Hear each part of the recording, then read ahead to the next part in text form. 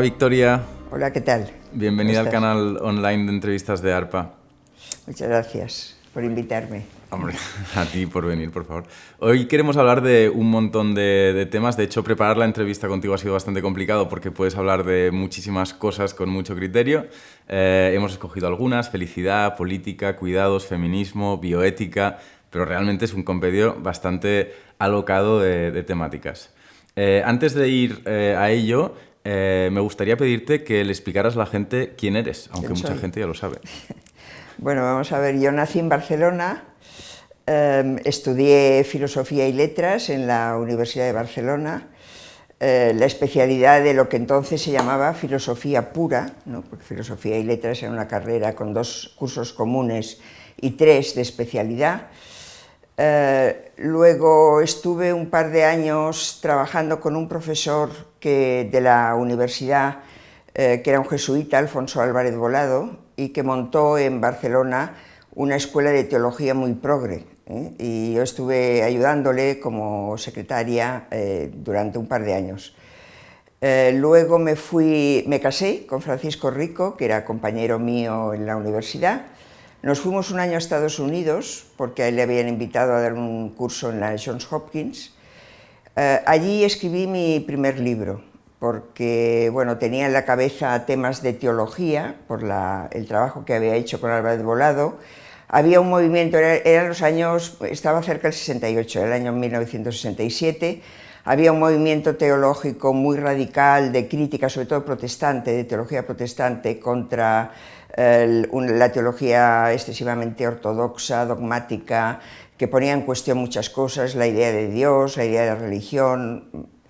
Aquello me interesó y escribí un libro que publiqué cuando volví a Barcelona, estuvimos un año fuera, volvimos. Me lo publicó Alfonso Carlos Comín, que es un personaje que a lo mejor ahora no le dice nada a nadie, pero que en aquel momento fue un personaje importante. Tenía una editorial que se llamaba Novaterra. Y luego ya pronto, enseguida tuve suerte, enseguida entré en la universidad. Me pilló el boom universitario, ¿no? Se empezaron a crear universidades, se creó la Universidad Autónoma de Barcelona y en la universidad me doctoré con una tesis sobre filosofía del lenguaje. O sea, yo en principio no pensaba dedicarme a la ética, sino estaba en la filosofía analítica, ¿no? Que era lo que entonces se trabajaba más en el mundo anglosajón, germánico también, en España mucho, ¿no?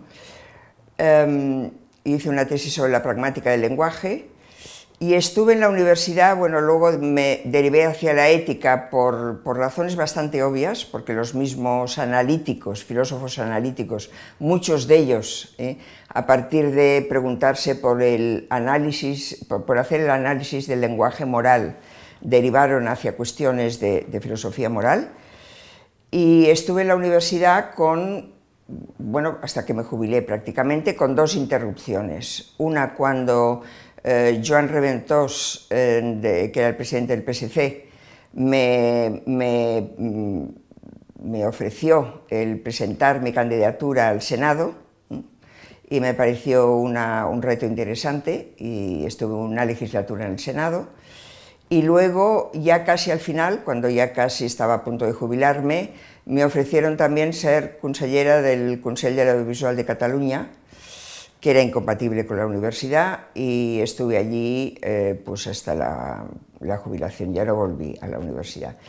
Luego me jubilé, pensaba que ya tenía prácticamente mi carrera acabada, pero no. Me ofrecieron ser consejera permanente de Estado y también lo acepté. No sé si con demasiada ingenuidad, porque ya tengo unos años, pero bueno, estoy a gusto en el Consejo de Estado. Es un trabajo distinto, es muy jurídico, pero mucho más pragmático, mucho más práctico que todo lo que he hecho a lo largo de mi vida, pero es muy interesante. ¿Qué es el Consejo de Estado y qué hace una consejera El Consejo de Estado es un consejo consultivo del Gobierno, que el Gobierno le consulta sobre diversos temas. Algunos son preceptivos. Hay una parte que es sobre legislación, sobre no tanto leyes básicas, sino decretos que desarrollan leyes, reglamentos que desarrollan leyes, todo eso tiene que pasar por el Consejo de Estado. El Consejo de Estado tiene que dictaminar sobre esta normativa. ¿Con qué finalidad? Con la finalidad de, bueno, el gobierno lo consulta, ¿no? Si jurídicamente, sobre todo si jurídicamente es correcto, ¿no? el desarrollo de determinadas normas.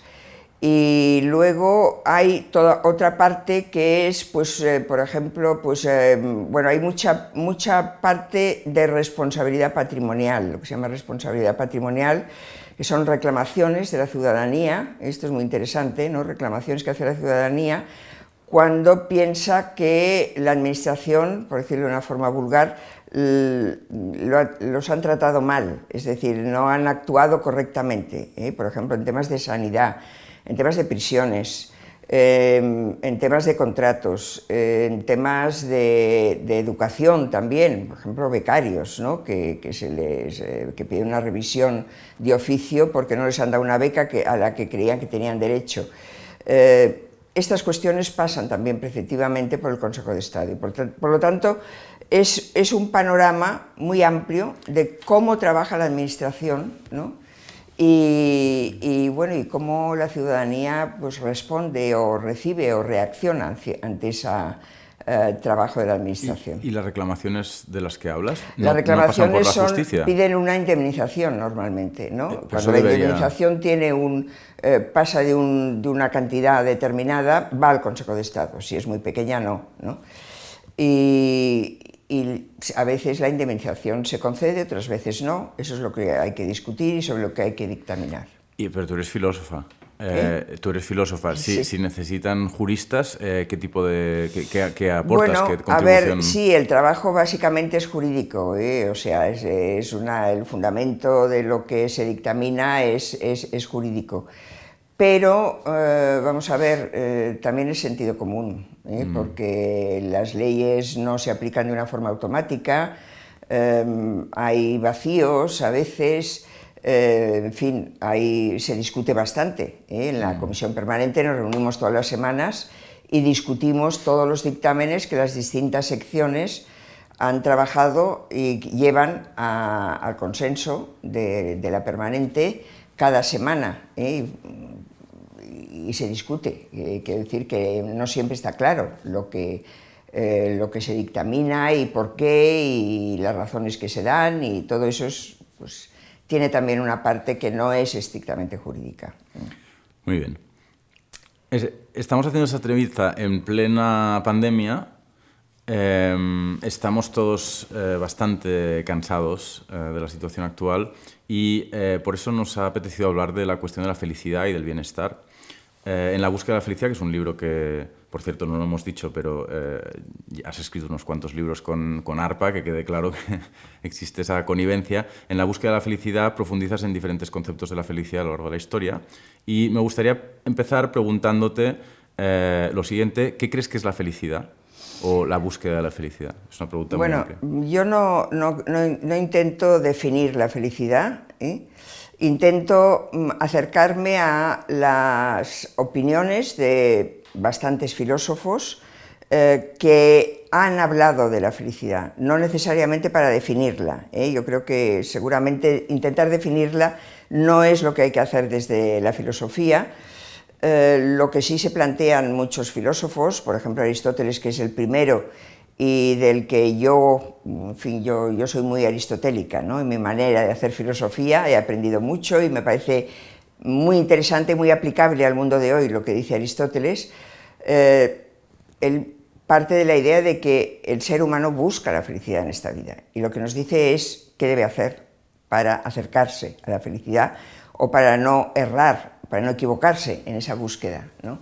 A mí me interesaba sobre todo centrarme en ese concepto de la búsqueda de la felicidad. Es evidente que que venimos a este mundo sin haberlo pedido, ¿no? Y aquí lo que intentamos es vivir lo mejor posible y eso es buscar la felicidad, ¿no? Entonces, bueno, a partir de ahí pues hay distintas opiniones. Están los estoicos, por ejemplo, que tienen una visión muy práctica de la filosofía, ¿no? Yo en algún momento he dicho que con más categoría los estoicos hicieron lo que hoy es la autoayuda, ¿no? Pero con una categoría muy superior a lo que es la autoayuda. ¿Has leído algún libro de autoayuda? Quiero decir, ¿por qué criticas la categoría de los Bueno, libros la de autoayuda? autoayuda no es filosofía, la autoayuda intenta resolver cuestiones que la gente se plantea y hacerlo de una forma fácil, ¿no? Con fórmulas simples. Sí. La filosofía no, la filosofía más bien enreda, ¿no? La filosofía, como decimos en catalán, embolica la troca, ¿no? Frente a un concepto que parece que todo el mundo lo tiene claro, pues el filósofo se plantea cantidad de cuestiones, ¿no? Y eso ya lo hacía Sócrates en todos los diálogos platónicos, ¿no? Los sofistas pensaban que sabían lo que era la justicia y él empezaba diciéndoles, bueno, pues esta definición no se sostiene, ¿no? El dar a cada uno lo suyo no es quizá la definición correcta de justicia, y a partir de aquí, pues un diálogo en torno a esta cuestión y sin llegar a una conclusión clara, ¿no? Que eso es lo interesante de la filosofía. Claro, eso para una mentalidad pragmática como la nuestra quizá es duro, ¿no? Pero es lo que incentiva el pensamiento, ¿no? Y lo que nos lleva a seguir reflexionando y a pensar que en fin, que hay opiniones diversas y que no llegamos a la solución final. Si el problema es importante, no llegamos nunca a la solución final. Se me ocurre hacerte una pregunta un poco personal, no sé cómo plantearla para que no sea muy directa. Te iba a preguntar, ¿cómo has llevado no tú te contestaré. ¿Cómo has llevado tú la cuestión de la felicidad, digamos, a lo largo de tu vida? ¿O bueno, cómo lo has gestionado? ¿Qué te ha interesado? Yo me considero privilegiada, bastante privilegiada, es decir, yo creo que he tenido suerte, porque, bueno, me ha ido bastante bien, he conseguido tener un trabajo que me gusta, con el que disfruto, que por lo tanto el retirarme, la jubilación, no es un retirarme, sino que es seguirlo haciendo, y yo creo que es de las cosas que más a las que se puede aspirar, ¿no? No tengo mala salud, tengo una familia con la que estoy a gusto, he tenido 3 hijos, quiero decir que no me disgusta el tipo de vida, lo cual no quiere decir que esté satisfecha con todo, que piense que no me arrepienta de algunas cosas, pero creo que las ganas de vivir no me faltan, ¿no? Y esa a lo mejor quizás es la mejor definición de felicidad, no perder las ganas de vivir, ¿no? ¿Hay sociedades felices? ¿Tiene sentido hablar de sociedades felices? Esta es una pregunta que a mí me han hecho bastantes periodistas. O sea, se ha puesto muy de moda, los índices de felicidad. Está de moda porque además los sociólogos pues, han puesto indicadores, ¿no? Para comparar distintas sociedades y ver si hay sociedades más felices que otras. Es una forma simplista de acercarse al concepto de felicidad por 2 razones. Primero, porque los indicadores son indicadores cuantificables, empíricos, por ejemplo el PIB o por ejemplo pues, la longevidad de las personas que viven en una sociedad determinada, o cosas que pueden parecer tan triviales como si a la gente pues, le gusta salir fuera de casa para comer, ¿no? A menudo, ¿no? Y eso es un índice también, un indicador de felicidad. Claro, eso es muy reductivo de lo que puede ser, lo que es, lo que debería ser la felicidad. Y por otra parte, las sociedades no son ni felices ni desgraciadas, son los individuos los que son felices o desgraciados, ¿no? Entonces, claro, hablar de la sociedad, de países como más felices que otros, yo creo que es bastante equivocado y no sirve casi para nada, ¿no? Pero sin embargo existe todo un largo recorrido de las políticas de bienestar, sí, que tienen un vínculo íntimo con la cuestión de la felicidad en última instancia. Persiguen de alguna manera exactamente lo que estabas planteando. Sí, y el bienestar se considera un concepto más no tan ambicioso como el de felicidad, porque se concreta, tiene una concreción más clara, ¿no? Y que también está bastante vinculado a lo que es el ver satisfechas necesidades básicas, ¿no? Porque, bueno, hablamos del estado de bienestar, ¿no? El estado de bienestar es un estado que protege a las personas para que puedan buscar la felicidad, ¿no? Eso es lo que está en la Declaración de Independencia de Estados Unidos y que me dio a mí la idea de titular mi libro La búsqueda de la felicidad, ¿no? Porque lo importante es eso, que existan estados protectores que reconocen que la búsqueda, no la felicidad, la búsqueda de la felicidad es un derecho, ¿no?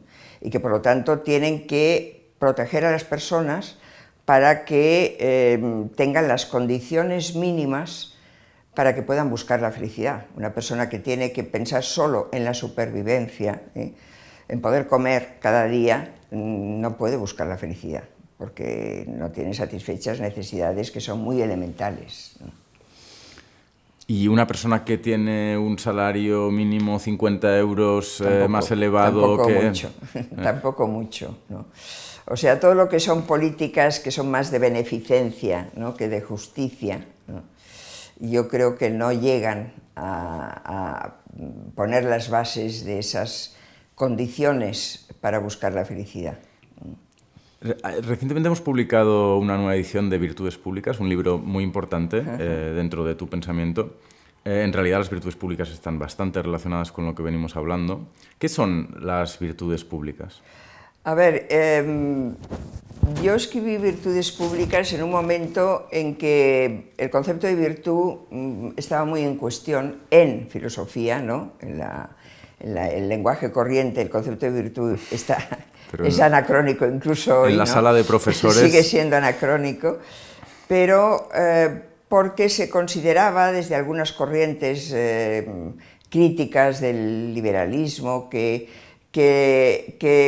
hablar de virtudes como lo hacen los griegos, por ejemplo, pensar que el ser humano ha de adquirir unas virtudes, unas cualidades, ha de conformar su carácter, su manera de ser de una forma determinada, que eso no es posible en sociedades que ya son muy plurales, que son muy abiertas, que son muy diversas, que hay muchas ideologías y por lo tanto no hay un concepto unificado de virtud ni unas virtudes propias del ser humano.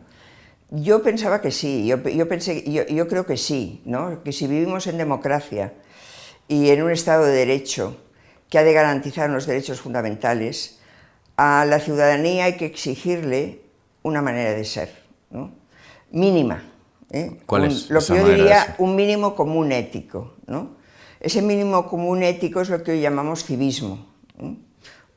El ciudadano se debe, de alguna manera, aunque sea muy independiente, aunque pueda montarse la vida como quiera, aunque sea libre para elaborar el plan de vida que quiera, se debe de alguna forma a la colectividad, porque también recibe del Estado y también tiene una responsabilidad con respecto a los demás. Lo estamos viendo perfectamente con lo que está pasando con la pandemia. O sea, la pandemia yo creo que ha dado lugar a una respuesta muy cívica de la ciudadanía, muy cívica, muy comprometida con el bien común, que en este momento tiene un objetivo muy claro, que es no contagiar a los demás, ¿no? No contagiarnos más de lo necesario, ¿no?, y de lo imprescindible y de lo inevitable. Entonces, ese civismo que se ha manifestado de una forma bastante sorprendente ahora con la pandemia, no suele manifestarse habitualmente, ¿no? Es muy difícil que el ciudadano piense en poner su libertad en parte al servicio de los demás, ¿no? Eso es lo que las virtudes públicas deberían intentar conseguir, ¿no? ¿Cómo? Pues sobre todo a través de la educación, porque esto ya lo veían también los griegos, ellos vinculaban mucho la virtud con la paideia, ¿no?, con la formación de la persona, y creo además que es el déficit ético fundamental que tienen las sociedades actuales. ¿Por qué? Porque están muy centradas en el valor de la libertad, y el valor de la libertad le da pie al individuo para hacer lo que le dé la gana, ¿no? Entonces, si no existe ese esfuerzo de crear una cierta personalidad, una cierta, incluso yo diría, sensibilidad moral, ¿no?, que fuerce a la persona a utilizar la libertad de una manera responsable, es muy difícil el atajar pues, ciertos desvíos, qué sé yo, de la libertad de expresión o la misma corrupción, ¿no? Es decir, la corrupción es ilegal, pero sin embargo hay mucha corrupción, es sistémica en muchas democracias, ¿no? ¿Por qué? Pues porque el ciudadano siente una tentación de utilizar el dinero público en beneficio propio y no ataja eso. ¿Por qué? Porque no hay virtud, ¿no? Porque no hay voluntad de hacer lo que se debe hacer, ¿no? ¿Cuáles son las virtudes públicas? Entonces, las virtudes públicas, bueno, muchas, ¿no? Muchas. Hablar de civismo es una forma sencilla, ¿no? Porque las resume todas. Sí. Yo diría, por ejemplo, que las es clásicas... que nadie estará en desacuerdo con el civismo. La cuestión es, bajemos a las virtudes una por una. Entonces ahí se puede, ¿no? Prudencia... yo, por ejemplo, si nos fijamos en las virtudes que los cristianos llamaron después virtudes cardinales, ¿no? Que eso ya nadie sabe lo que es, ¿no? Que son las 4 virtudes aristotélicas más importantes: la prudencia, la justicia, la fortaleza, que es la valentía, y la templanza, yo creo que son importantísimas hoy todavía. Por ejemplo, la templanza. La templanza es la moderación, el saberse autodominar, por ejemplo, en una sociedad volcada al consumo desaforado, ¿no? Por ejemplo, ¿no? O la valentía, el valor. Existe un espacio interpretativo amplísimo siempre, incluso cuando bajamos eso, la templanza, la fortaleza, claro, pueden significar muchas cosas, existen interpretaciones de muchos tipos. Sí, no, claro, pero se pueden adaptar a la vida actual, ¿no? En el mundo griego significaban una cosa, pero ese significado no se ha perdido del todo, y es importante hoy, ¿no? También, como la valentía, que fue en principio la virtud homérica por excelencia, ¿no? Es decir, el valor guerrero, ¿no? Y Aristóteles ya empezó de alguna forma a espiritualizarla, ¿no? Es decir, no, es el valor de la persona que sabe autodominarse. Hoy podríamos hablar del valor que necesita el político que tiene que tomar decisiones difíciles. Es una virtud, saber tomar decisiones difíciles y arriesgar incluso su carrera política por tomar una decisión que cree que lleva directamente a favorecer el bien común, por ejemplo, ¿no? Ahora, claro, a lo largo de los siglos, pues hay otros valores o virtudes que han sido importantes. Fue importante la tolerancia, por ejemplo, que tiene una fecha con Locke, con la Carta de la Tolerancia, con Voltaire también. Luego, yo hoy creo que es muy importante el respeto, ¿no? La virtud del respeto para... En un momento tan polarizado, tan enfrentado como el que tenemos, ¿no? Tanto a nivel político como social también, es importante insistir en esa virtud. La transparencia, en el caso de los políticos, ¿no? Es una virtud fundamental, debería ser una virtud fundamental. Iba a decir precisamente que se da una paradoja sorprendente, al menos en apariencia, quizá estarás en desacuerdo, precisamente debido a la cuestión de la templanza, una paradoja entre el civismo que está demostrando la ciudadanía y el espectáculo mediático, ético, político, patético que están ofreciendo, como mínimo, algunos políticos y partidos políticos y, como mínimo, algunos medios de comunicación. ¿Estarías de acuerdo para empezar con el punto de partida? Es decir, ¿se está dando este espectáculo ético penoso por parte de algunos actores? No, sin duda se está dando. Quiero decir que ahí ha habido un contraste claro entre la voluntad de unos, no hablaría solo del civismo en seguir una normativa, a todos nos ha sorprendido favorablemente la respuesta de la profesión sanitaria en todos sus niveles, ¿no? Y no solo de la profesión sanitaria, sino de trabajos, esos trabajos que se han llamado esenciales y que muchos de ellos son los peor remunerados, ¿no? Y los más, no digo indignos, pero trabajos que hace gente que no puede hacer otra cosa porque los que pueden hacer otra cosa prefieren trabajar en otras cosas. Y que sin embargo pues han estado al pie del cañón y durante todo este tiempo y exponiéndose más al contagio. Eso contrasta con una incapacidad de la clase política de coordinarse, de ponerse de acuerdo, de ceder, de moderarse, ¿no? Si hay una virtud pública absolutamente necesaria para la clase política hoy es la moderación, ¿no? Es que todos tenemos un amigo que no quiere llevar mascarilla. En general suele ser un amigo, con O, suele ser un hombre. Pero parece que cuando uno observa lo que se dice en el Congreso de los Diputados o en muchos medios de comunicación, es que se han juntado todos los que no quieren llevar mascarilla, por así decir, ahí y tienen las riendas de muchas cosas. Sí, sí.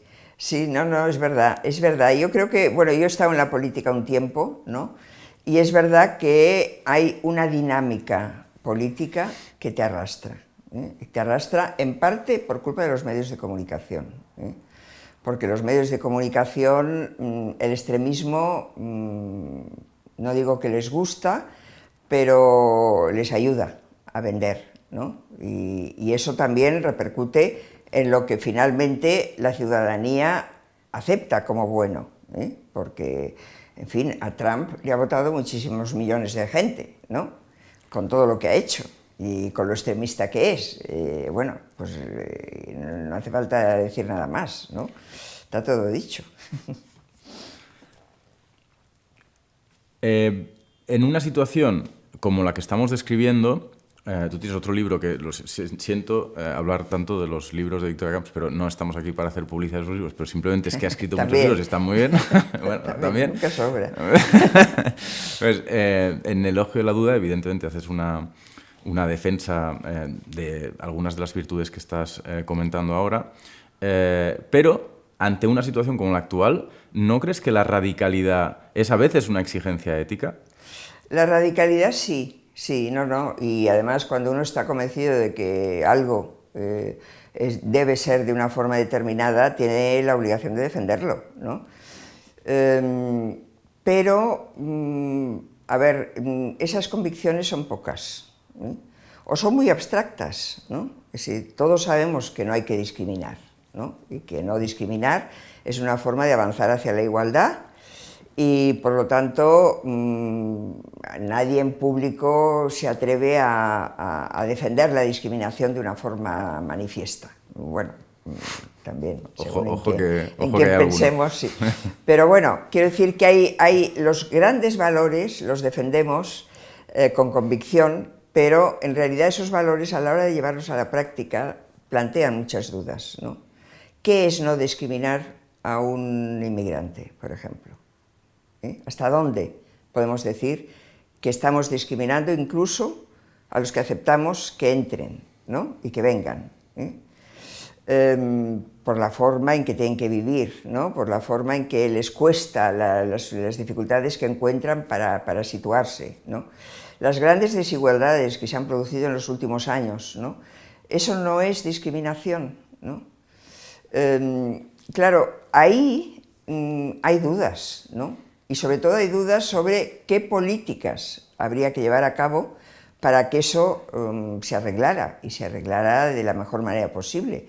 Por no hablar de la discriminación contra la mujer, ¿no? Que es todavía la violencia machista, por ejemplo, ¿no? Entonces, bueno, pues la duda debe tener el espacio de la política, el de la filosofía no digamos, ¿no? Porque nos podemos permitir ese lujo, podemos decir, ¿no? De dudar de casi todo, pero la política también debería ser más dubitativa. Ahora, otra cosa es que al político tiene la obligación de tomar decisiones que a veces hay que tomarlas, ¿no? No se pueden demorar. Ahora mismo con la pandemia lo estamos viendo. Yo no quisiera estar en la piel de ningún político, ¿no? Y del ministro de Sanidad menos que de ninguno, ¿no? Porque son decisiones muy complicadas. ¿Por qué? Pues por lo que dijo Max Weber, ¿no? El político no solo debe tener en cuenta sus principios, también las consecuencias, ¿no? De lo que decide, ¿no?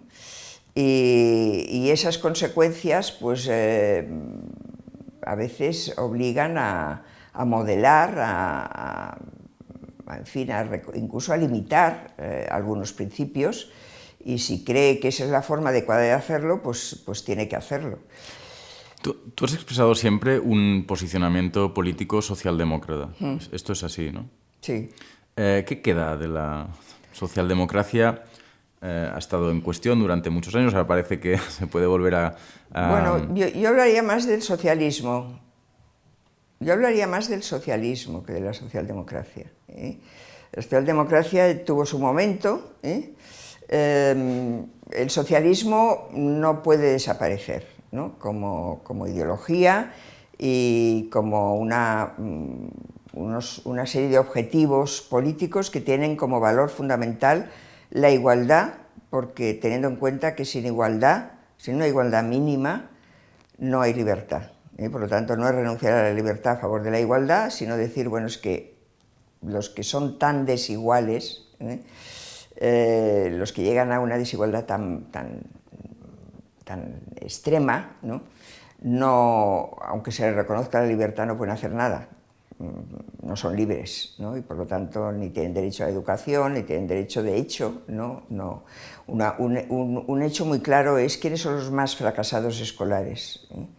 Los que proceden de familias con rentas más bajas, ¿no? Eso está comprobadísimo, ¿no?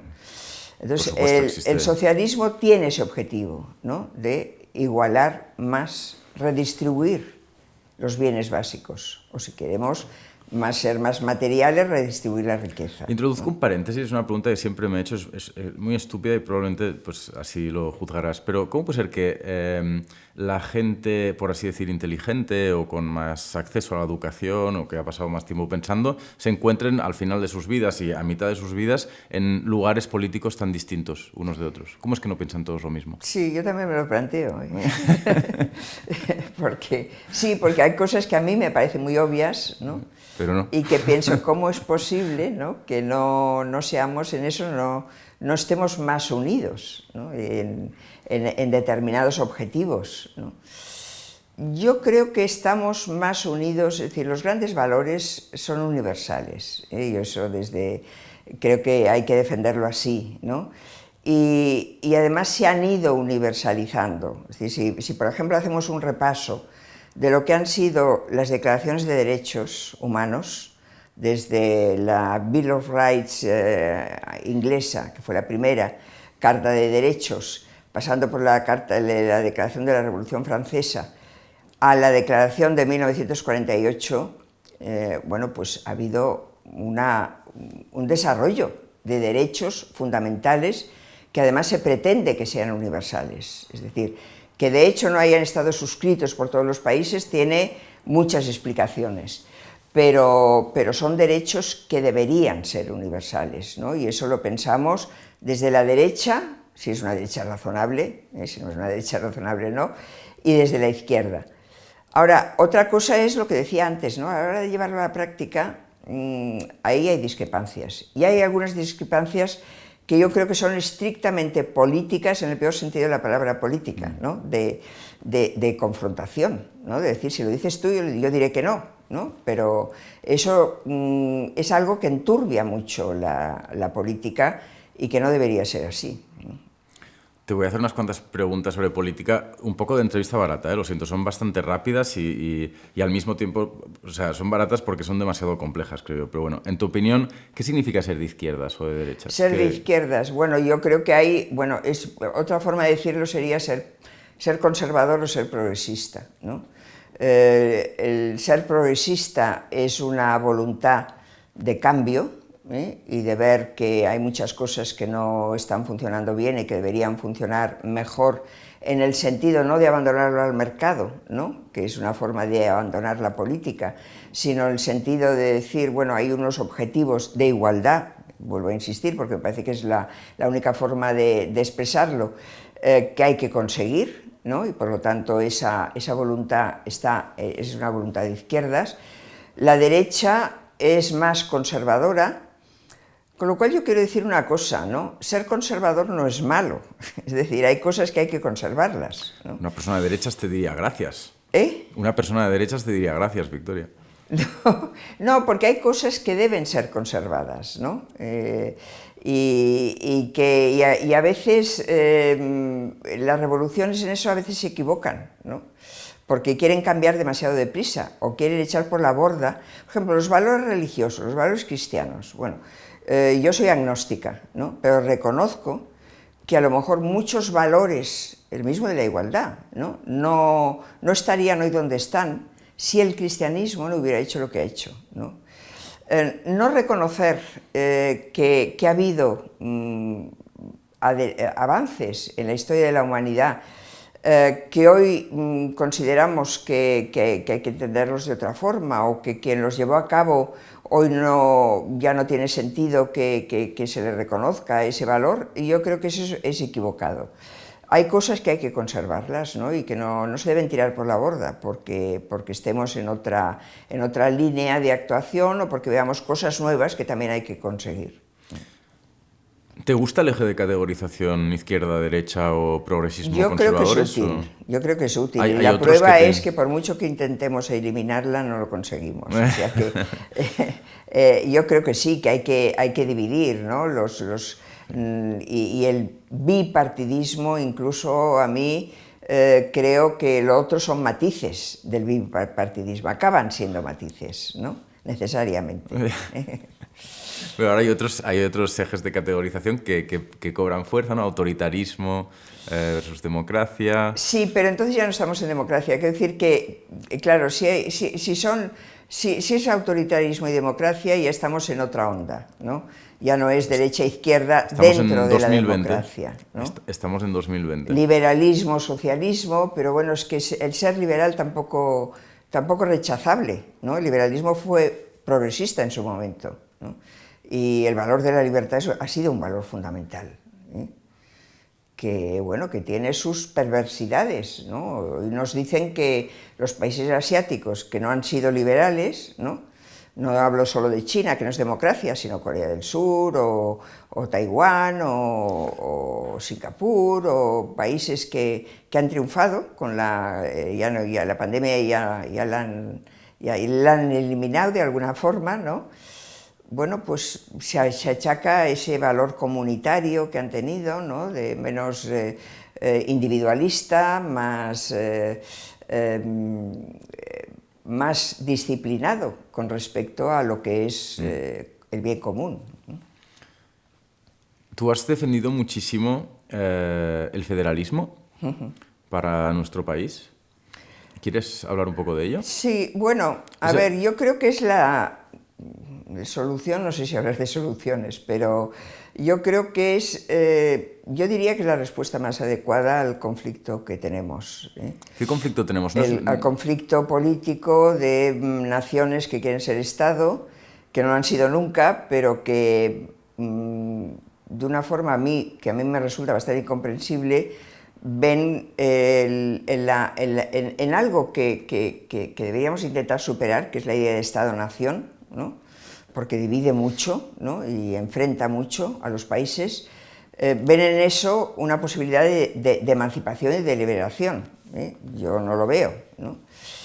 ¿El federalismo qué es? El federalismo tiene todas las ventajas de la descentralización y por lo tanto de la autodeterminación de los países, pero mantiene una lealtad a un gobierno que unifica, ¿no? Que unifica las distintas naciones o estados, o como queramos llamarles, ¿no? Creo que esta lealtad es lo que más nos falta hoy, ¿eh? O sea, el problema no es...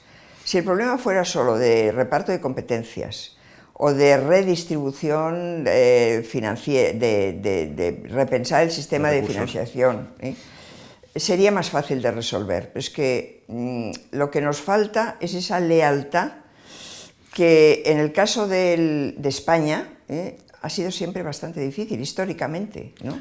¿Es una visión muy catalana de la cuestión o no? ¿O crees que este problema tiene que ver con otros territorios del Estado también? Es decir, estamos hablando... tiene que ver con otros territorios, porque el País Vasco, lo que pasa es que el País Vasco llevó por otra vía que fue horrorosa, que fue nefasta, y ahora está en una vía más moderada, ¿eh? Está en una vía más moderada porque yo creo que entienden mejor no lo dicen, pero entienden mejor esa solución federal que además debería tener diversos grados, porque Europa también debería ser, finalmente, una organización federal de diversos estados con más lealtad hacia Europa, ¿no? Y con más voluntad de tener unos objetivos comunes, ¿no? Que es lo que hoy hace difícil que Europa tenga políticas realmente comunes, ¿no? Yo creo que falta el espíritu federal, ¿no? La cultura federal de reconocimiento. Se ha visto mucho también en la pandemia, es decir, la descoordinación ha sido muy negativa, ¿no? para tomar medidas comunes, y que ha puesto de manifiesto que no existe esa cultura federal, ¿no? Tenemos un problema común de salud pública, ¿no? que implica que nos pongamos todos de acuerdo, necesariamente, ¿no? Y que lo que hagamos de acuerdo será bueno para todos, ¿no? Bueno, pues no lo hacemos porque no queremos hacerlo juntos, ¿no? ¿Y de dónde surge o sea, por qué el País Vasco, o en este caso Cataluña, tienen problemas de lealtad hacia una entidad, hacia el gobierno central? Bueno, pues porque históricamente tiene un recorrido bastante largo, ¿no? Pero, y va resurgiendo, ¿no? Lo que pasa es que nunca había resurgido con la virulencia que ha ocurrido en los últimos tiempos. Pero es un defecto de la genética bueno, vasco-catalana, no, genética nada, no, ¿o crees que hay genética nada, no. algún tipo Yo de creo que justificación? hay una voluntad de diferenciarse, hay una lengua que es importante, ha habido el franquismo, hay que tener en cuenta que el franquismo machacó mucho y por lo tanto hubo un resurgimiento después del franquismo de pensar que defender el nacionalismo catalán era liberador, ¿no? Cuando siempre habíamos ido contra un nacionalismo, que era el español, que era dominante, ¿no? Y era represor, ¿no? El nacionalismo tiene una virtualidad represora, ¿no? Tiene eso lo tiene dentro, ¿no? Porque excluye de alguna forma, La nación está encerrada en sí misma, ¿no? Y bueno, pues esa historia nos ha llevado a donde estamos, ¿no? Y quizás si no hubiera una lengua que se ha mantenido de una forma extraordinaria, ¿no? Porque yo creo que somos el país más bilingüe del mundo, ¿no? Es decir, no existe otro país donde la gente que vive en Cataluña sea tan capaz de pasar de una lengua a otra, de aprender las dos lenguas, de entenderse de una forma tan normal y tan habitual, ¿no? Si no tuviéramos esa lengua y esa identidad que nos da la lengua, pues quizá eso no sería tan potente, no lo sé. ¿Cómo llevan el espíritu federal las élites nacionalistas españolas? Hay personas que lo defienden y el Partido Socialista lo tiene en sus documentos. ¿Qué personas te parecen relevantes en la defensa del federalismo? No sé, en el ámbito académico hay gente interesante y políticamente también, ya te digo, el Partido Socialista lo tiene. Lo que pasa que yo creo que no han hecho el esfuerzo de pensar qué falta, ¿no? para que ese espíritu federal realmente, no han hecho un esfuerzo en profundidad. Y cuando ha empezado el conflicto independentista, eso se les ha echado encima, no han sabido qué hacer con el problema. Una última pregunta sobre este tema. ¿Qué diferencia hay entre una España federal y la España en la que vivimos hoy? Pues en realidad no mucha, ¿no? Porque yo creo que el embrión del federalismo ya lo tenemos, que el Estado de las autonomías ya es casi federal. Pero, a ver, un Senado similar al alemán, por ejemplo, que fuera una Cámara Territorial de verdad, pues sería un cambio importante, si lo fuera de verdad, ¿no? Y si lo hiciéramos bien, ¿no? Y luego, pues esa voluntad de estar juntos, al mismo tiempo de la voluntad de mantener las diferencias y de mantener ciertas competencias. Y ¿por qué no tiene que tener Cataluña una agencia tributaria propia y recaudar sus impuestos, como hace el País Vasco, y luego poner en cuestión lo que es el cupo vasco, ¿no? Que eso hay que No les ha ido muy bien. A los que lo han intentado no les ha ido muy bien. No, les ha ido fatal los que lo han puesto en cuestión, ¿no? Sí. Pero eso es un privilegio que tienen que no es democrático, ¿no? Y eso no tiene fundamento ninguno. Los derechos históricos, desde mi punto de vista, no son derechos fundamentales, son otra cosa, son otro tipo de derechos. En ese caso, esto viene al pelo a la pregunta siguiente, que es la cuestión del debate entre monarquía y república, derechos históricos. Sí, ¿Qué derecho tiene Felipe VI a este es gobernar? Otro debate que yo creo que es un debate que no se debe hacer en abstracto. Es decir, yo soy monárquica o soy republicana, ¿no? Y desde ese punto de vista, pues pido un referéndum porque pienso que la monarquía es incompatible con la democracia. Yo sería capaz de defender esto desde un punto de vista teórico, abstracto, ¿no? Pero estamos donde estamos, ¿no? Tenemos una monarquía que nadie quería en el momento de la transición, es decir, nadie quería al rey Juan Carlos porque era desconocido, porque no era impuesto, no se confiaba en él y sin embargo funcionó. Luego funcionó y demostró que la monarquía era un elemento de estabilidad, era una persona que era reconocida, generaba confianza. En las encuestas del CIS, la monarquía pues, era de las instituciones que generaba más confianza. Ahora esto ya no ocurre, ¿no? ¿Por qué? Porque la monarquía se tiene que ganar. En el siglo XXI yo creo que la monarquía solo tiene una legitimidad pragmática. Si realmente funciona como elemento de estabilidad y la ciudadanía lo ve así, y para que lo vea así tiene que demostrarlo en el día a día, pues la monarquía se puede aceptar, una democracia. Pues sabes que el CIS hace ya algunos años que no pregunta por la cuestión de la monarquía. Sí. Hay una veintena de medios independientes que han tenido que financiar una encuesta sobre la cuestión. Sorprendente. Sí. Y sobre otros temas también. Que no me parece nada bien, ¿no? Que se eludan. Antes hablaba de la transparencia como un valor, ¿no? Pues la transparencia es un valor político y tenemos una ley de transparencia y es un valor que está de moda, pero que sin embargo llevamos a la práctica muy mal, Pero sí, es un debate que ahora, por las circunstancias últimas del rey llamado emérito, pues vuelve a ser un debate real y que por lo tanto habrá que ver qué se hace con esto, ¿no? Bueno. ¿Estás trabajando sobre una ética del cuidado? Sí. Vamos a cambiar de tercio, un poquito. ¿Estás trabajando sobre una ética del cuidado, de los cuidados? ¿Puedes explicarnos? Bueno, sí, porque, a ver, también ha sido... La ética del cuidado hace tiempo, ¿no? Que funciona como una teoría que sobre todo tuvo muy buena recepción en el ámbito sanitario, sobre todo el de la enfermería, que las enfermeras, su objetivo es cuidar, ¿no? El de los médicos es curar, ¿no? Aunque eso ahora se empieza a mezclar más. Y dentro el feminismo, en principio, lo aceptó con reticencias, ¿no? El considerar el cuidado como un valor fundamental, ¿no? Una psicóloga escribió hace unos 40 años, hace los años 80 del siglo pasado,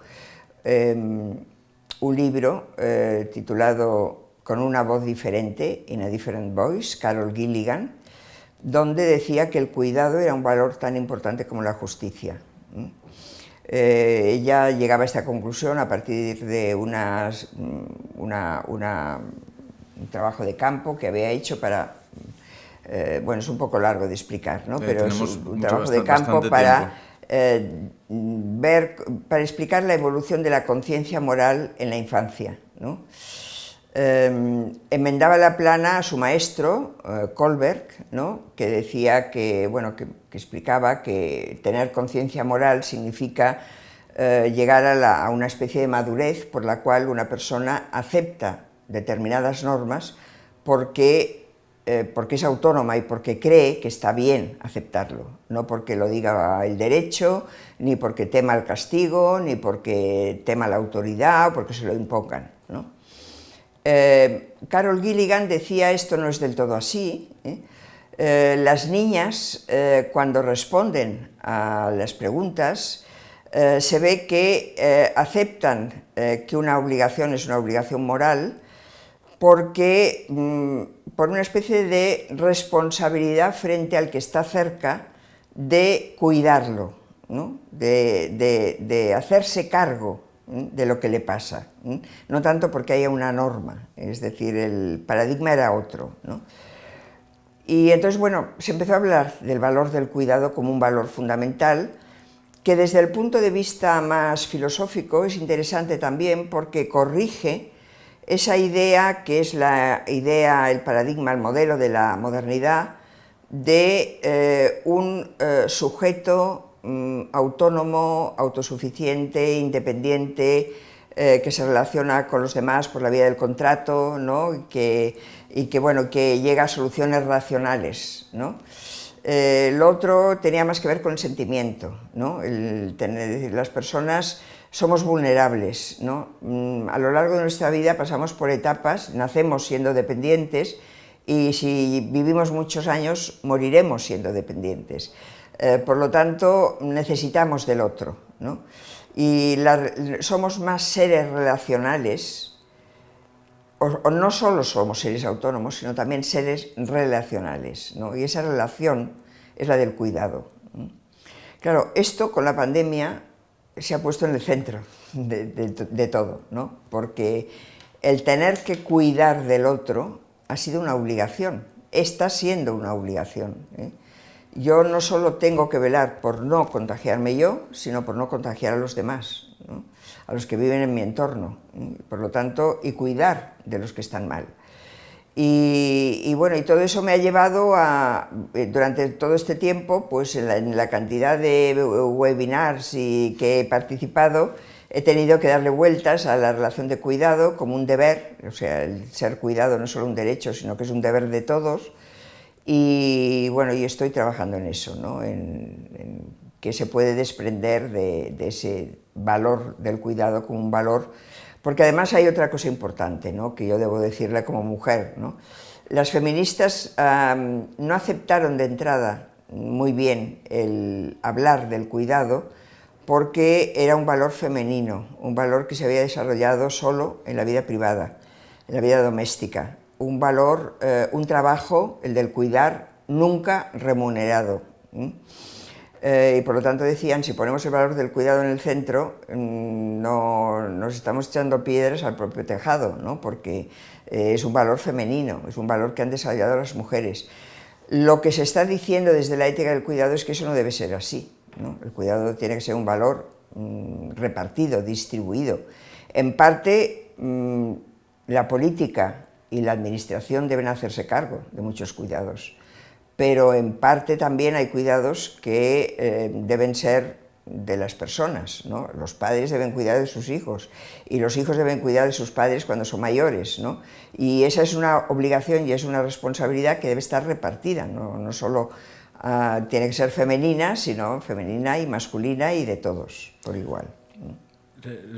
Se me ocurre que la Iglesia Católica ha tenido escaso protagonismo mediático durante la pandemia. Depende, porque, a ver, quizá como jerarquía, ¿no? La conferencia episcopal, pues quizá no lo sé mucho, no se ha pronunciado, no ha hecho grandes cosas, pero vamos a ver, una organización eclesiástica como Cáritas está haciendo una labor increíble ya antes de la pandemia, porque con la crisis económica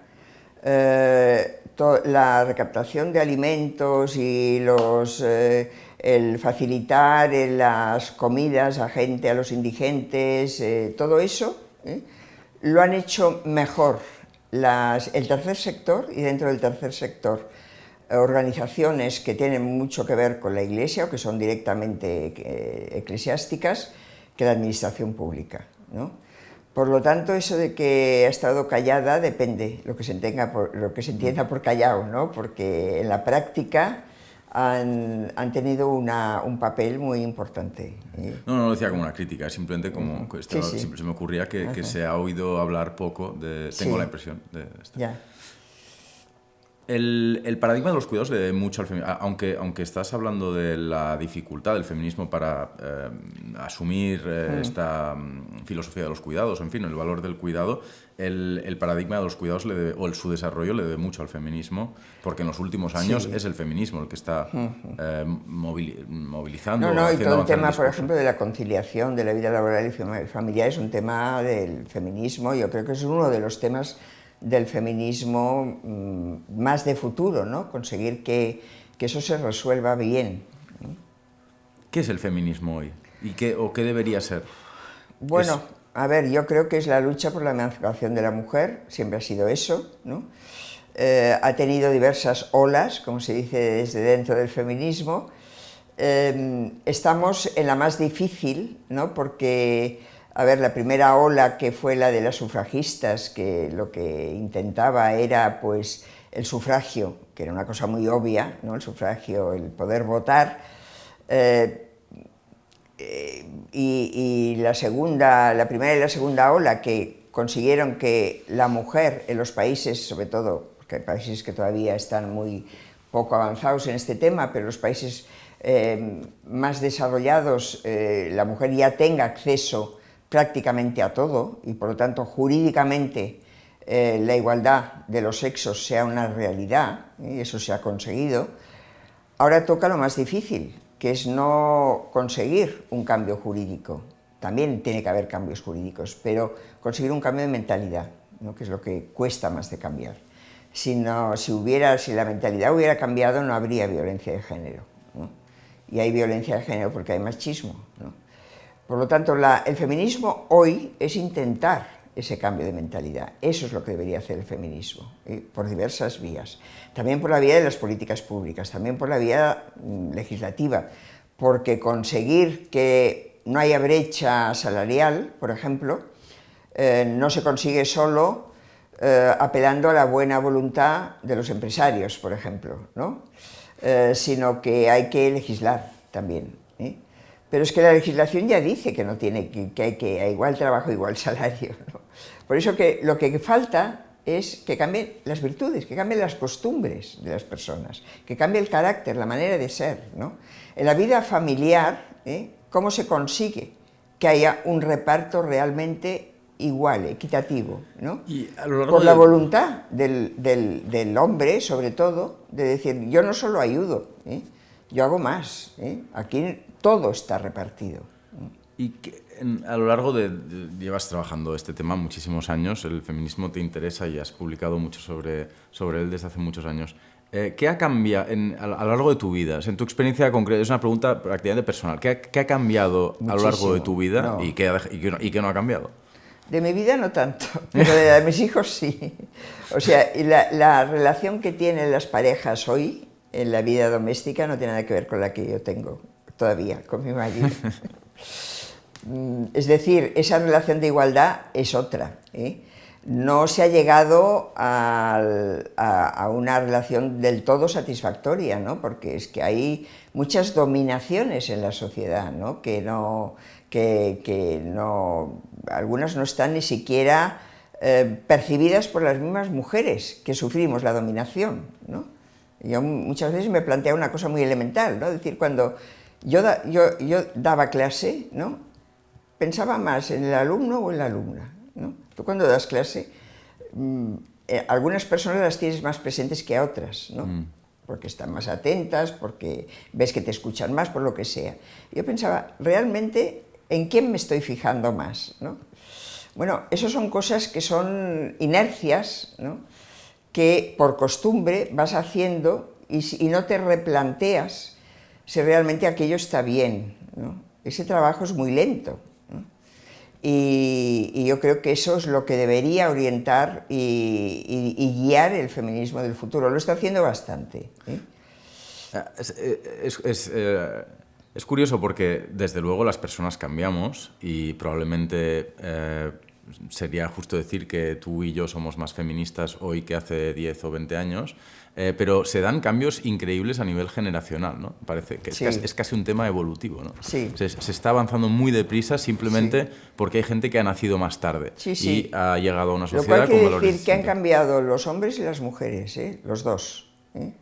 Porque, claro, la mentalidad mía no es la de una mujer que ahora tiene 30 años, ¿no? Y eso es interesante, políticamente es interesante porque significa, o podría significar que, por ejemplo, lo voy a plantear de otra manera, ¿qué relación tienes tú con los feministas que tienen 30 o 25 o 20 o 15 No, años? buena, ¿No habría que buena. darles la razón?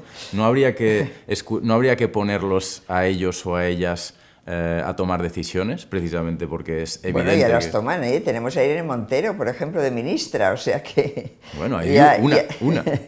No, pero todas las ministras que hay tienen una voluntad feminista muy clara, ¿eh? De las ministras que tenemos ahora en España, tienen una voluntad feminista muy, muy clara y yo creo que eso está muy presente, porque además otro cambio muy importante, a ver, uno de los...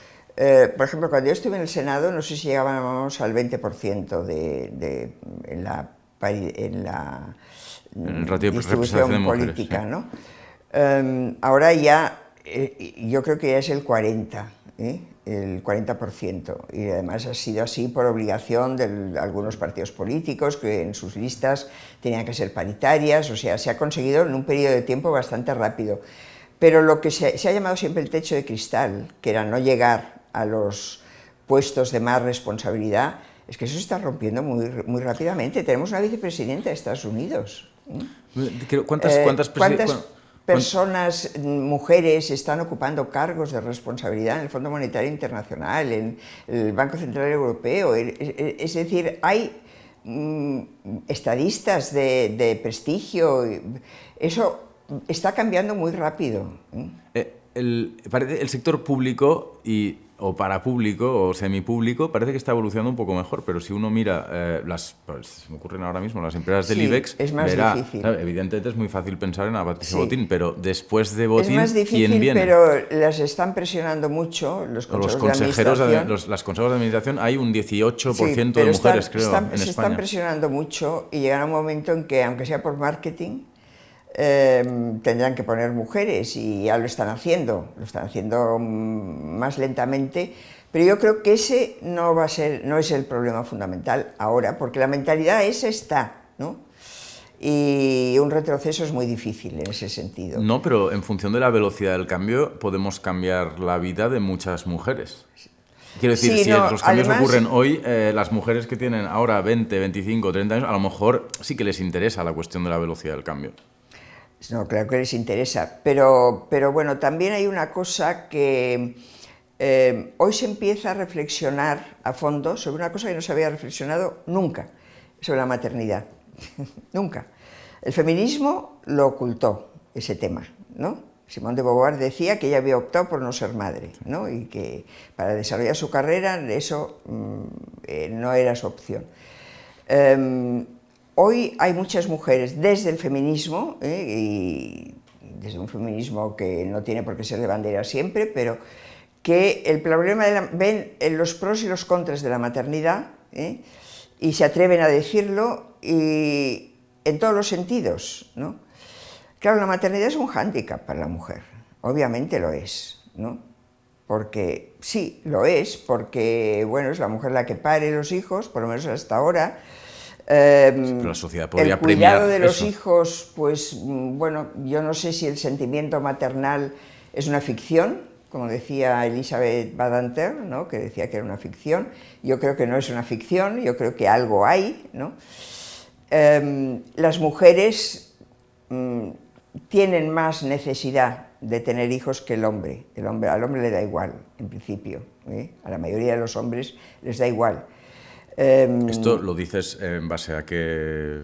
En base a una experiencia intuitiva, pero que la he visto. La mujer cuando llega a una edad, ahora que la natalidad se pospone mucho, pues se empieza a poner nerviosa si ve que que le cuesta quedarse embarazada. Es que el ritmo de los hombres y de las mujeres, o sea, la fertilidad de los hombres y de las mujeres tampoco termina a la misma edad. Te puede tener todo el sentido. No, pero también eso también es un mito, ¿eh?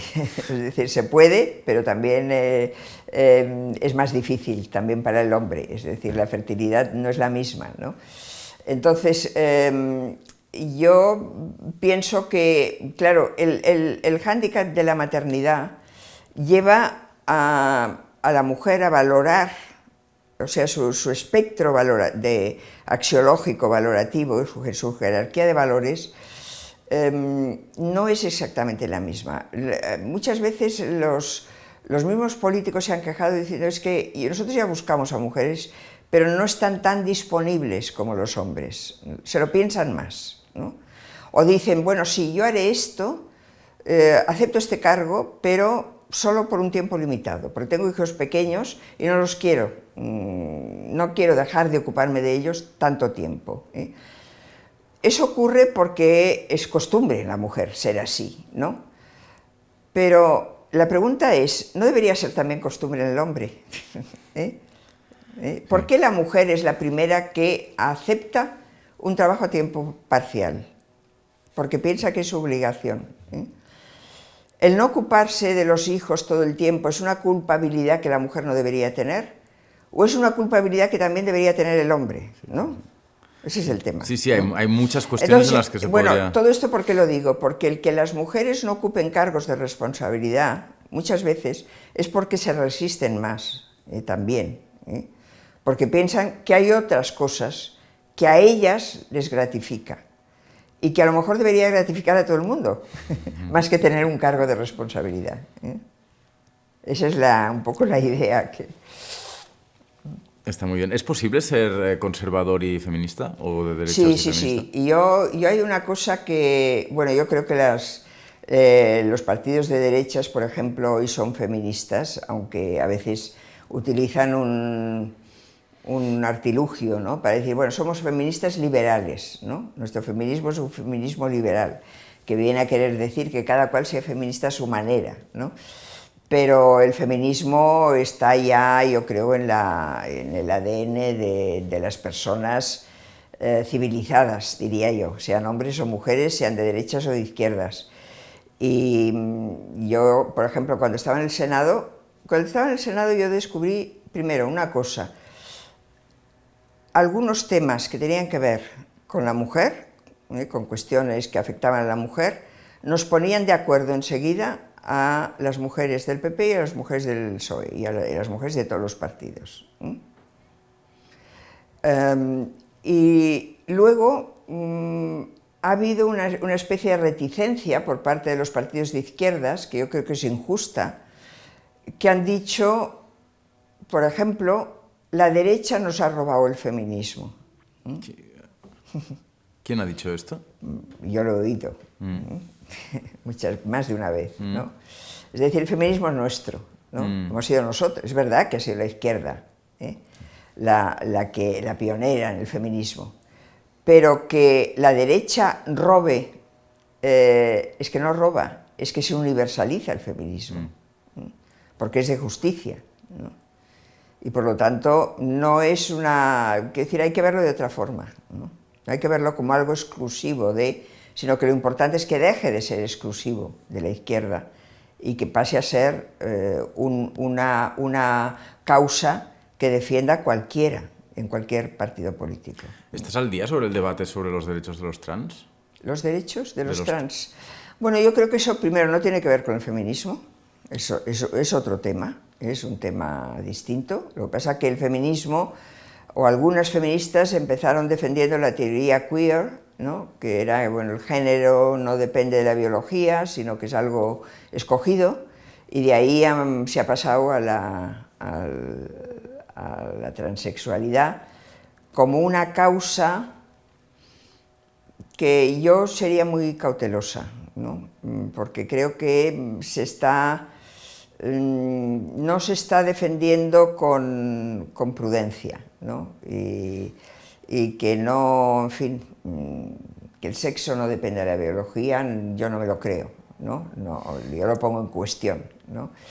Y hay casos, pero no son tantos como parece que pueda haber, ¿no? Y por lo tanto yo creo que es un tema que puede entrar en una cierta frivolidad que no sería adecuada ni oportuna. El siglo XX marcó la eclosión de la gran revolución feminista. ¿Qué ha de ocurrir en el siglo XXI si nos proyectamos en las próximas décadas? Ha de ocurrir que se acabe el feminismo, es decir, que no sea necesario. Yo creo que eso es lo que debería ocurrir. Muy bien.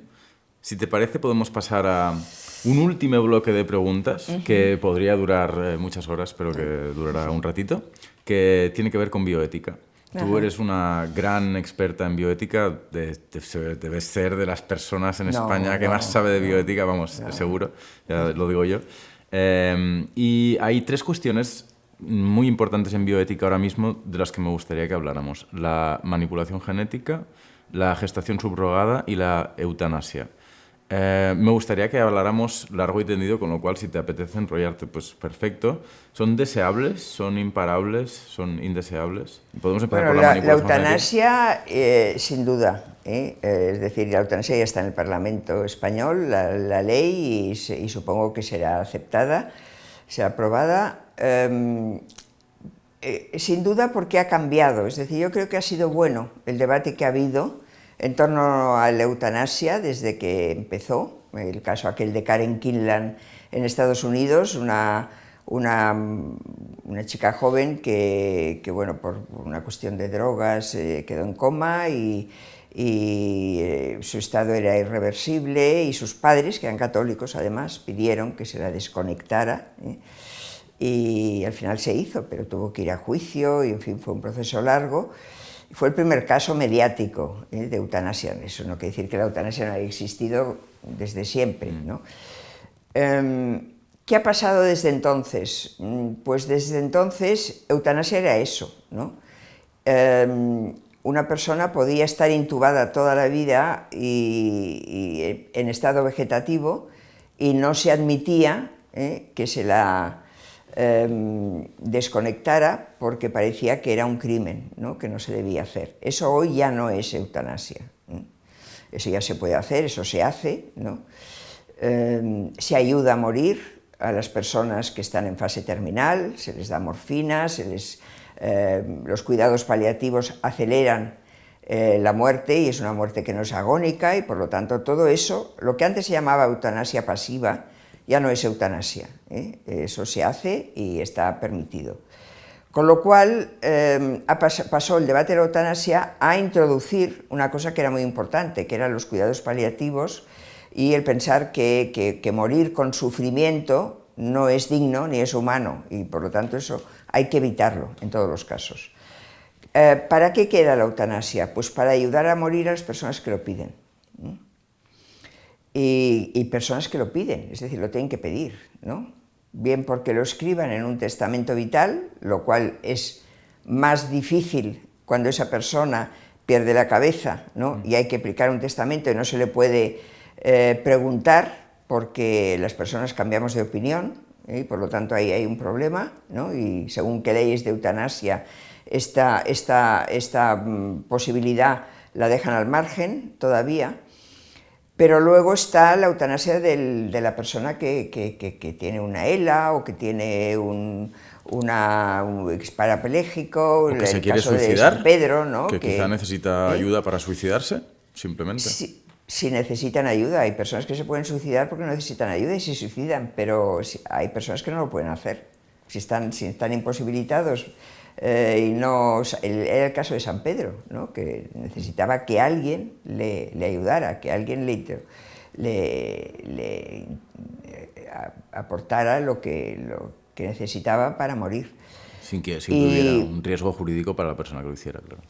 Y eso ahora es un riesgo, porque el Código Penal hay que cambiarlo, y hay que eliminar, hay que despenalizar. Es decir, una ley de eutanasia es una ley de despenalizar lo que está penalizado, ¿no? Y que yo creo que se irá estableciendo en todo el mundo. Realmente no hay mucha resistencia a esta ley, ¿verdad? Yo creo que socialmente no. Políticamente sí, porque estamos en lo de siempre, ¿no? Hay partidos que por principio piensan que la vida de la persona, que hay que defender que la vida de la persona no es disponible, que nadie puede disponer de su propia vida. ¿Cuál es la fundamentación El filosófica? catolicismo, solo. Solo el catolicismo. Sí, yo creo que O sea, sí. en el caso o sea, de... aquí la religión, en bioética la religión... Es la misma que la del aborto, es el mismo fundamento exacto, que el aborto. Sí, la religión en bioética tiene todavía juega un papel muy importante, sobre todo la religión la más ortodoxa, ¿no? Y más empeñada en mantener esos puntos de vista, esos dogmas, ¿no? Sobre la disponibilidad de la vida. En otros temas no, pero en esos hay una posición muy potente, muy fuerte, y que luego se refleja pues también en la política, claro. Pero es curioso porque no va de la mano de un pacifismo acérrimo. ¿Cuál? Es decir, la guerra, que es una forma de quitarle la vida a No, alguien, claro, ¿no? nunca, la religión nunca se ha opuesto a la guerra. Y ahí no hay... Nunca le ha importado que murieran miles de personas. Y sin embargo, y se ha hablado, incluso se ha intentado justificar, ¿no? Desde la Edad Media, la guerra justa, ¿no? ¿En qué consiste la guerra justa? Y en cambio, el tema del suicidio, bueno, el suicidio no se puede ni prohibir porque uno se suicida y ya está, ¿no? No se le puede penalizar, si lo consigue ya está muerto, pero con la eutanasia y con el poder, e incluso con el aborto, ¿no? También ahí la postura siempre ha sido dogmática y no hay... Pero eso no quiere decir que los creyentes sean todos así, ¿no? Y por lo tanto, hablar de la Iglesia o de la religión en este punto es de la religión más dogmática y más ortodoxa. ¿Gestación subrogada? Yo la gestación subrogada pienso que no se debería legalizar. ¿Puedes contextualizar el debate? Bueno, la gestación subrogada, decir qué es. Es lo que se llama los vientres de alquiler, ¿no? En un lenguaje que la gente entiende más. Es la persona que no puede tener hijos y que alquila el útero de otra persona y bueno, a cambio hay un contrato y hay un dinero, ¿no? Es un contrato, digamos, mercantil. Se oculta bajo la idea de que es una compensación, o sea, esa persona durante 9 meses está embarazada y por lo tanto no... Y ese hijo además tiene la obligación luego está en el contrato de darlo a la persona que hizo el contrato con ella, ¿no? Creo que es una manipulación de la mujer, ¿no? Que no... Si fuera gratuito, pero ya se ha visto que gratuito no funciona, pues quizás se podría admitir, ¿no? Habría muy pocos casos, porque hay pocas mujeres que se presten a eso.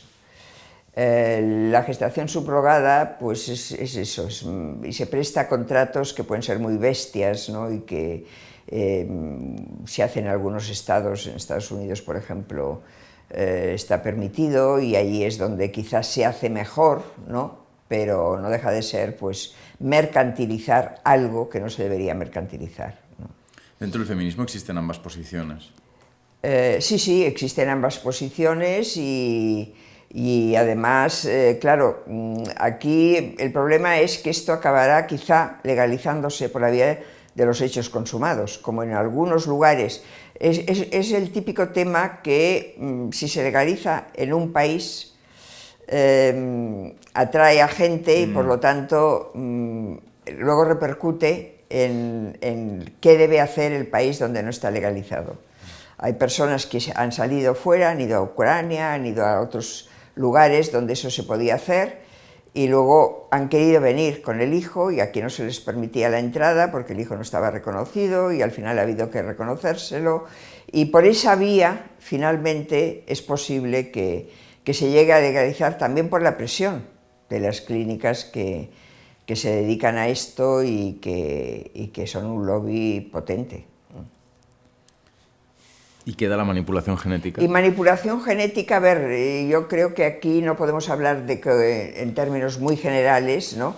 Yo creo que aquí hay que ver para qué se manipula. En España, ¿qué tipo de manipulación genética es legal? Bueno, toda la manipulación con fines terapéuticos. Para empezar, O sea, están los impedir- usos no humanos. ¿Eh? O sea, hay muchos usos no humanos que están permitidos. Usos no humanos, eso sí, no, bueno, la investigación genética está permitida, ¿no? La investigación con embriones, los embriones sobrantes, se dice, de la fecundación asistida, se usan para investigar y eso está permitido. Pero yo creo que la división en todo lo que sea manipular, ¿no? Genéticamente, ahora está esa técnica que se llama CRISPR, ¿no? Sí. Que es como el recortar, ¿no? Cortar y pegar, ¿no? El genoma de la persona y por lo tanto conseguir. Si la finalidad es terapéutica, debería estar permitido. Otra cosa es plantearnos qué es terapéutico, ¿no? Porque esto es imparable, ¿no? Es imparable, es una cuestión no, imparable. claro, porque ¿qué es una terapia, no? Una persona que se siente mal siendo como es, por lo que sea, ¿no? ¿Es terapia lo que se le puede hacer, o es pura estética, o qué es, ¿no? Con la reproducción asistida pasó un poco lo mismo, ¿no? Se empezó diciendo es que ser estéril no es ni siquiera una enfermedad, ¿no? Pero es algo que angustia a mujeres que quieren, y por lo tanto esos métodos de reproducción pues deberían legalizarse, y se legalizaron con bastante facilidad. Hoy, ¿en qué han devenido los métodos de reproducción asistida? En un método para posponer la natalidad, ¿no? Ya es un desvío, ¿no? Ya es una disfunción que no estaba prevista, ¿no? ¿Conoces el mito de los úteros artificiales? No el mito, pero en fin, dentro del feminismo hay toda una corriente de pensamiento que cree que los úteros artificiales serán la salvación de la Acabarán con, sí, seguramente lo sabrá, ¿no? Y seguramente acabarán con la gestación subrogada, ¿no? Si realmente funcionan, sí. Y será una forma cómoda, más cómoda, de tener hijos, ¿no? Otra cosa es que la mujer piense que es mejor tenerlos ella, ¿no? Que puede ocurrir también, ¿no? Porque es que no somos solo cálculo, ni poco lo que decía antes, ¿no? Cómoda en función de qué y para qué. Luego, bueno, pues el niño en el útero materno ya empieza a recibir una información y que no recibirá si está fuera del útero materno, ¿no? Eso es bueno, ¿para qué? No solo médicamente, ¿no? No solo desde un punto de vista médico, sino desde un punto de vista general, de formación de la persona. Son preguntas que hay que irse haciendo sobre la marcha. Y ahora las principales regulaciones sobre manipulación genética en España, ¿sabes qué está previsto que ocurra en los próximos años? No, bueno, la ley de investigación, la ley de la ciencia, bueno, no sé si está incluida en la ley de la ciencia, ahora no lo tengo muy claro, pero no creo que haya ahora problemas así muy... Después de la ley, ya quedó todo claro con la... Bueno, a ver, sobre todo el tema era esto, ¿no? ¿Qué se hace con los embriones? Hasta qué punto la investigación es legítima y luego a medida que nuevas técnicas van apareciendo, pues se tendrá que ir regulando. Bueno, hay un montón de cuestiones que podríamos tratar, quizá en una próxima entrevista. Propongo que nos paremos aquí por ahora, quizá cuando publiquemos tu próximo libro. Para terminar, me gustaría pedirte un par de cosas. La primera, un consejo para pensar bien o mejor. Para pensar, yo diría para pensar, porque es una actividad que no sé, no es muy frecuente. Hace falta tiempo. Yo creo que el tiempo es escaso para todos, porque nos hemos acostumbrado a vivir muy deprisa y con mucha movilidad y para pensar hace falta eso, el ser capaz de darse cuenta de que estar pensando no es perder el tiempo, ¿no? Sino que es aprovecharlo. Y eso podría ser una de las lecciones de la pandemia, ¿no? La pandemia nos ha dado más tiempo, ¿eh? Y nos ha hecho ver bueno, que hay cosas que deberíamos hacer y que no hemos hecho, y que a lo mejor es bueno que las hagamos, y ya veremos qué ocurre en el futuro, ¿no? Pero yo creo que sí, que el tiempo es fundamental, ¿no? Y para terminar, 3 libros y un invitado de habla española, por favor, para Arpa Talks, para el canal. A ver, 3 libros, como es muy difícil 3 libros, ¿no? Porque seleccionar libros, no pueden ser yo tuyos, he leído toda Victoria? mi vida, y claro, seleccionar 3 recientes, ¿eh? 3 recientes que son los 3 muy interesantes. Uno es el que acaban de ser el Premio Nacional de Ensayo, el de Irene Vallejo. Lo he leído hace poco, lo leí durante la pandemia, El infinito en un junco. Creo que es un libro muy original, muy bien escrito, muy interesante. Es la historia, el origen, la historia del libro en el mundo antiguo, y creo bueno, que debe ser leído, ¿no? Es un libro para todo el mundo, muy accesible, pero muy bien escrito y con mucha agudeza, ¿eh? Luego, otro libro que tiene que ver con el cuidado y que bueno, también lo he leído hace poco, es un libro de creo que es periodista y economista, que se llama Katrina Marsal. El título es ¿Quién le hacía la comida a Adam Smith? Es una visión feminista de la economía, ¿no? Adam Smith fue uno de los padres de la economía y de la economía liberal, pero a su madre le hacía la comida cada día, y ese trabajo nunca fue un trabajo reconocido, ni remunerado, ni tal. Y bueno, hace un recorrido por toda la historia del pensamiento económico, poniendo de manifiesto esa idea, que es muy interesante, ¿no? Y el otro es el último libro de Michael Sandel, que es un filósofo que yo he leído todo lo que ha escrito. Me ha parecido muy interesante desde el principio, desde el primer libro que escribió, que fue un libro contra Rawls. Y el libro es La tiranía del mérito, ¿eh? Y desmonta el mito americano que cualquier persona puede llegar a ser presidente de Estados Unidos, ¿no? Y la idea del mérito y esa obsesión de los estadounidenses por ir a las mejores universidades, que sus hijos vayan a las mejores universidades, y todo eso lo desmonta y lo hace muy bien. Y además Sandel tiene una ventaja, que es que sabe hacer filosofía con un lenguaje muy accesible y muy conectado con la realidad, ¿no? Y luego una mujer científica, María Blasco, por ejemplo. María Blasco es bióloga, es la directora del CENIO, especialista en telómeros, bueno, que tiene que ver con el envejecimiento y con... se ha dedicado a esta materia, y creo que es importante que las mujeres científicas se visibilicen más, porque parece que hay todavía déficit de mujeres que quieran hacer carreras técnicas y científicas, ¿no? Y esta es una gran mujer científica. Genial, millones de gracias, Victoria. Muy bien, gracias a vosotros, ha sido un placer.